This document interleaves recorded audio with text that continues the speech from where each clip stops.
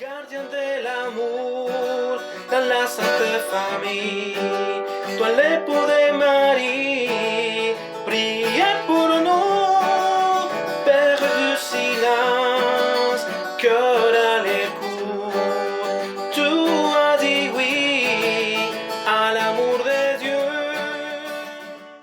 Alors bonjour, bienvenue à notre rendez-vous quotidien qui va être un peu différent aujourd'hui puis les prochains jours. Nous commençons cette belle neuvaine de prière à Saint-Joseph. Dans quelques jours, le 19, ça sera la fête de Saint-Joseph, patron de l'Église universelle. Bien simplement, ouvrons nos cœurs, disposons-nous en prière pour nous confier à l'intercession, à la puissante intercession de celui que Dieu nous a donné pour marcher avec nous dans notre pèlerinage ici-bas, Saint-Joseph.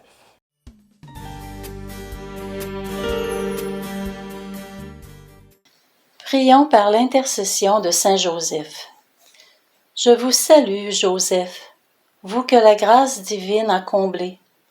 Le Sauveur a reposé dans vos bras et grandi sous vos yeux. Vous êtes béni entre tous les hommes, et Jésus, l'enfant divin de votre virginale épouse, est béni. Saint Joseph, donné pour Père au Fils de Dieu, priez pour nous dans nos soucis de famille, de santé et de travail, jusqu'à nos derniers jours, et daignez nous secourir à l'heure de notre mort. Amen. Alors Joseph est nommé patron de l'Église universelle. C'est étonnant parce que c'est une figure quand même discrète dans les évangiles et puis dans la vie même de Jésus, selon la tradition. Avant que Jésus ait commencé son ministère public, Joseph serait déjà parti vers le royaume de Dieu.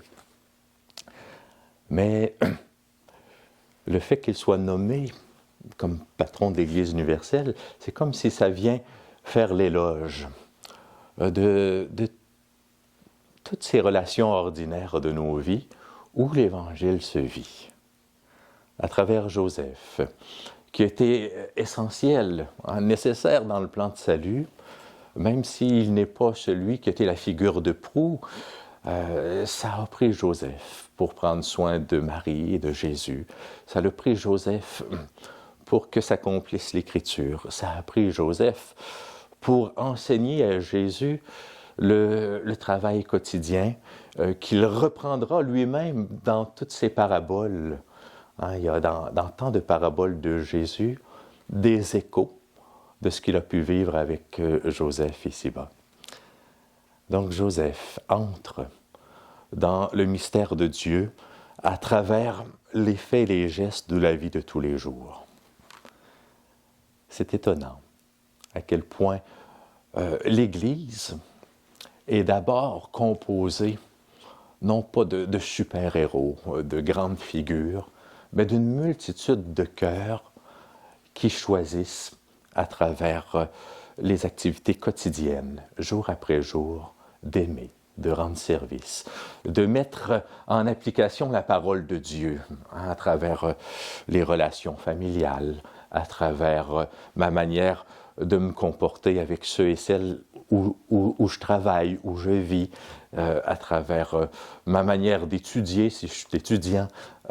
Voilà, la foi, c'est là d'abord. Le terreau concret où la foi se vit, c'est l'expérience de la vie ordinaire de tous les jours. Et c'est peut-être pour ça que Joseph est nommé patron de l'Église universelle. On ne se sauve pas tout seul, on a besoin les uns des autres. Et le salut de Dieu passe par toutes ces relations qui nous construisent, qui nous tissent au fil du temps. Je terminerai cette petite méditation aujourd'hui par quelques mots de notre Saint-Père François. Dans la lettre qu'il nous a donnée l'an dernier, vous vous souvenez, c'était une année consacrée à Saint-Joseph. Puis bien, il y avait une lettre que François a écrite pour nous introduire dans cette année, qui s'appelait Patris Cordé.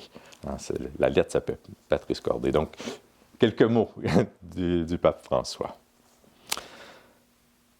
Nous pouvons tous trouver en Saint Joseph l'homme qui passe inaperçu, l'homme de la présence quotidienne, discrète et cachée, un intercesseur, un soutien et un guide dans les moments de difficulté.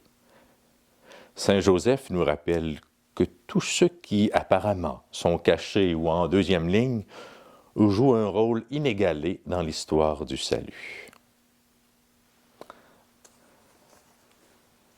Je termine par une prière à Saint Joseph, qu'avec lui nous puissions entrer dans un chemin de foi et de disponibilité à l'œuvre de salut de Dieu.